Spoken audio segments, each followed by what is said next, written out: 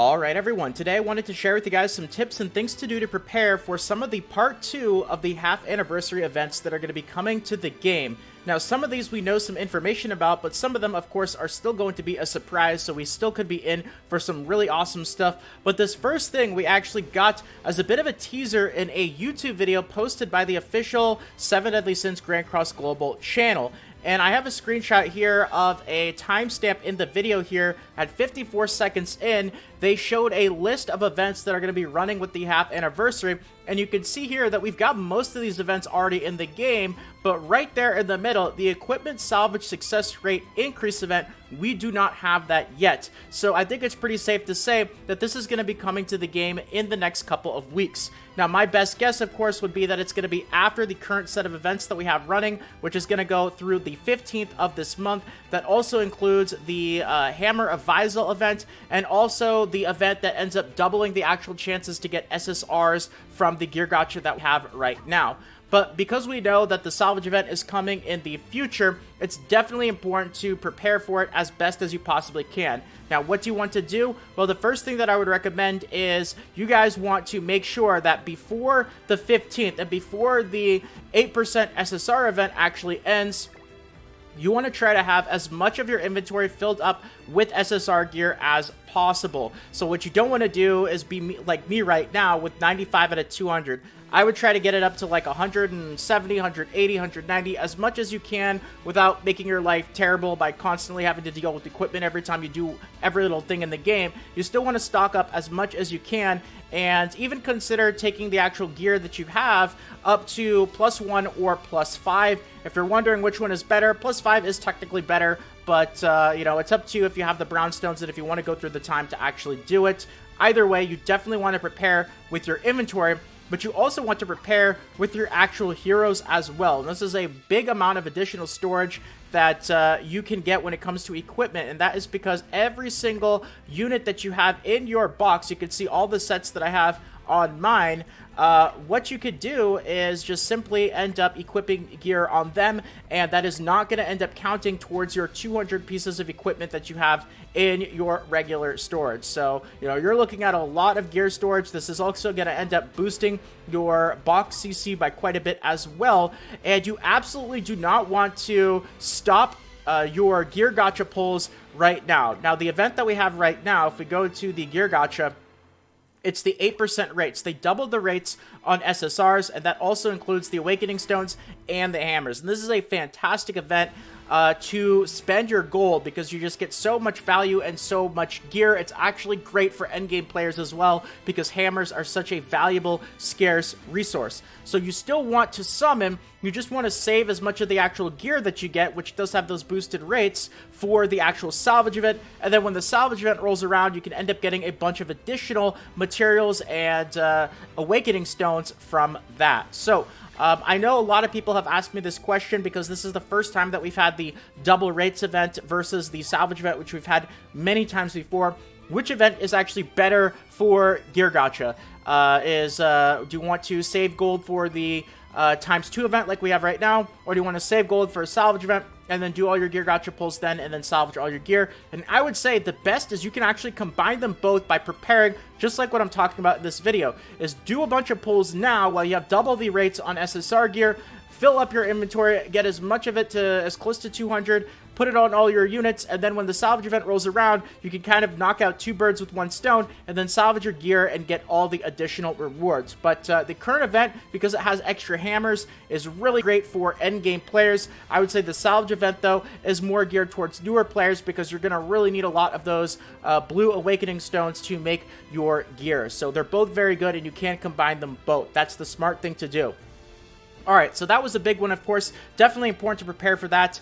But another thing that I want to talk about that is very, very likely to be coming in the Part 2 events is, of course, the 2 units in the Awakened Lily event that we do not have yet. And we've got Valenti, so that's going to be Easton and Mono. Now, earlier in a video, I said that I thought the JP version actually had these released in a Hawk Pass. It turns out that's not correct. It's just the Hawk Pass came out the same week that Easton and Mono came out. It looks like it is incredibly likely to be a step-up banner. And because we have the Awakened Lily event featuring those units, it's probably going to be very, very soon when we start to see more of those Part 2 events. So if you guys want to prepare, what that means is you want to have 242 gems saved up if you want to give yourself a guaranteed chance in order to get one of these original characters. That's how many you need because, of course, when it comes to step-up banners, you end up getting a 1 gem discount on step number 2 and step number 7. So 30 gems for all the multis besides that, but then 1 and 1, that ends up being 242 total. Obviously, step 10 as well is going to end up giving you the guaranteed original character.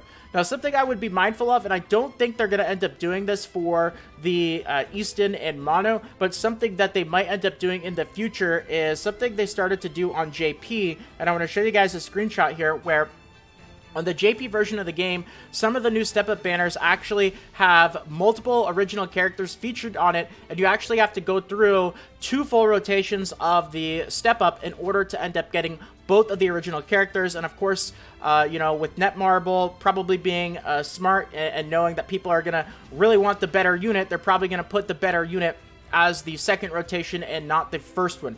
Again, I don't think they're going to end up doing this for Easton and Mono, but it's something to be aware of that they might start to do in the future. So for future step-up banners, instead of the 242 gems, you might want to be mindful of that, and you would have to end up saving 484 gems. But let's just pray that Netmarble doesn't do this until later on, because I don't think this is something that JP started to do until a little bit recently. So alright, and the last thing that I want to talk about here is the secret box rewards, because we've actually got a couple weeks left on these, and obviously we're going to be getting more of these secret boxes as they introduce more of the Part 2 anniversary events. And so far, we have still not gotten the 3 SSRs that we were promised that are going to be coming in Week 2, Week 3, and Week 4. We've gotten the Half Anniversary Eve box, we've gotten the Week 1 box, but we still haven't gotten the Week 2, 3, and 4, which does have those 3 units. And just so you guys can get a better visual of who these units are, we've got 3 of them in particular. So we've got Blue Slater, Green King, and Red Nunchuck Bond. So next week we are going to be getting Blue Slater, who you can also end up getting in the gold coin shop. The other 2 you will not be able to. And something very interesting here, this is really what I wanted to kind of end off the video on, is the note about the significance of these units. So Blue Slater, who is Blue Slater good for? Well, he is really good for the Red Demon. Then you have Green King. Who is Green King notoriously known for? What is kind of his best use and what you really want to use him for?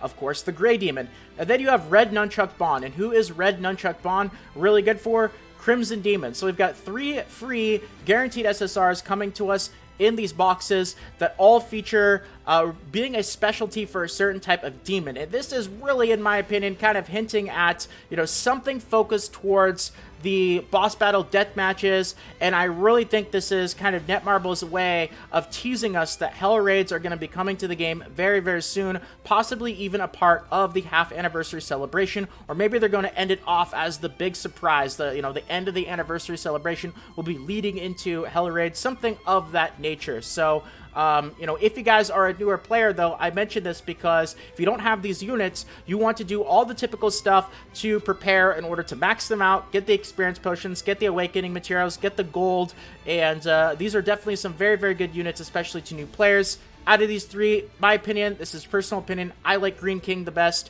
He's my first unit that I got to max ultimate, and because he's also used in so many associations, it's a really great unit to have either 1 copy of, or if you guys already have him, to end up getting his ultimate level leveled up. So anyway, that's kind of like the ending note for the video. I hope that you guys enjoyed these tips and things to do to prepare for the Part 2 anniversary events coming to the game. Hopefully we're in for some fun surprises as well, because I am very interested to see what the coin or whatever this unrevealed item is going to be for the Awakened Lilia event. So we'll find out more surprises soon.